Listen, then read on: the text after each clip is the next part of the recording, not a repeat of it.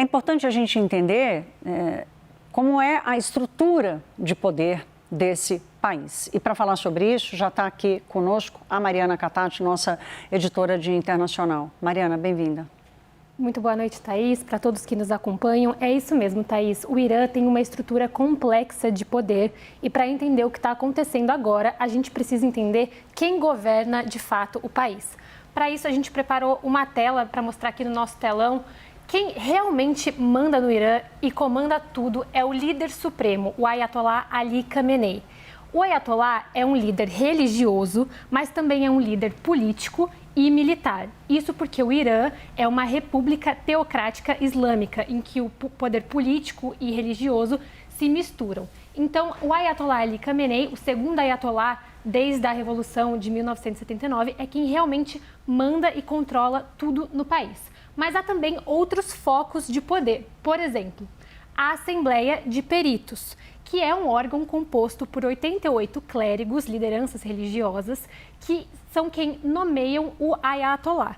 É importante dizer que esses clérigos, eles são eleitos pelo voto popular, mas os candidatos são pré-aprovados por um outro órgão muito importante, que é o Conselho de Guardiães, que a gente vai falar daqui a pouco. Então, é essa Assembleia que escolhe o líder religioso, militar e político, o líder supremo do Irã. Mas o Irã também tem um presidente, a gente falou dele aqui algumas vezes, que é Massoud Pezeshkian. Enquanto o líder supremo exerce a função de chefe de Estado, Massoud Pezeshkian exerce a função de chefe de governo, gerencia o dia a dia, os assuntos internos, e é ele quem é a segunda figura mais alta no Irã. Mas ele não pode sobrepor a autoridade do líder supremo.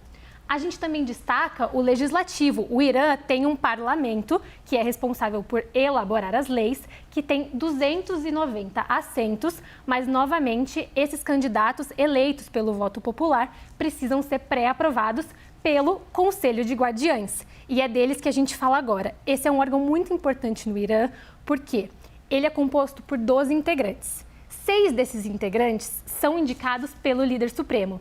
E é esse conselho que controla outros poderes. Isso garante que o líder supremo, na prática, tenha controle sobre a Assembleia de Peritos, sobre o parlamento, controle as eleições, porque é esse Conselho de Guardiães que supervisiona e veta os candidatos para eleições nacionais, como para presidente, por exemplo, eleições legislativas. Então, é o comando do líder supremo no Conselho de Guardiões, através dessas indicações, que garante que o líder supremo consiga governar de forma absoluta. O Irã também tem, Thaís, um judiciário, mas esse judiciário segue a Sharia, a lei islâmica, justamente por ser uma república teocrática. Sim. Então, os juízes precisam seguir as leis islâmicas e, outra coisa muito importante, o chefe do judiciário também é indicado por Ali Khamenei, o líder supremo. É uma centralização absurda, Exatamente. Né? Levada ao último grau. Né? Centralização absoluta a essa figura do líder supremo. E a gente destaca aqui outro grupo muito importante, principalmente nessa questão dos protestos, que é a Guarda Revolucionária do Irã, que é um braço da força militar do Irã, que ganhou muita importância, principalmente depois da Revolução de 1979. Essa guarda revolucionária, ela também é controlada pelo líder supremo e o propósito dela é defender o regime e projetar a ideologia da Revolução Islâmica de 1979. Diferente de uma força armada que o Irã tem, forças armadas tradicionais, que são institucionalmente leais ao Estado, essa guarda revolucionária é leal ao regime dos ayatollahs. Essa guarda é responsável por ações internas, como, por exemplo, a repressão dos protestos, que acontece agora, mas também por ações externas.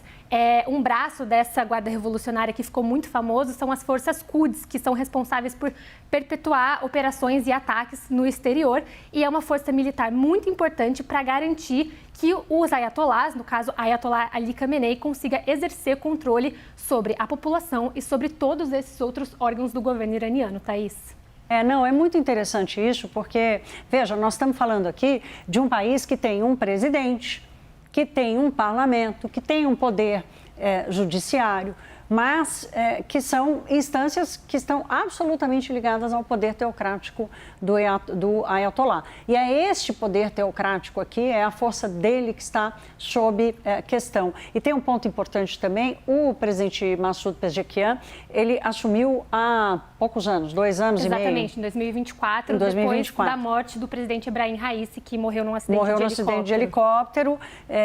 Também que indicava que tenha sido mesmo um acidente, mas enfim, são daquelas histórias que até em função do regime a gente nunca vai entender de verdade como aconteceu. E está na conta dele a situação econômica do país, né? O reconhecimento é olhar para o presidente e identificar no seu governo a questão da inflação, do aumento de custo de vida e por aí vai. Então, as instâncias de poder estão em xeque, como a gente está tratando aqui, em função desses protestos, e dessa vez tudo começa exatamente pela insatisfação com a qualidade de vida, com o custo de vida, com a inflação, com os preços, com a desvalorização da moeda. Thaís, é importante a gente ressaltar também que o Massoud Pezeshkian, quando ele foi eleito, ele foi considerado um presidente reformista em relação ao regime. Ele era um dos candidatos que, apesar de ter sido pré-aprovado pelo Conselho de Guardiães, era considerado reformista. Isso significa, por exemplo, que ele era a favor de negociar, retomar as negociações nucleares do Irã com os Estados Unidos.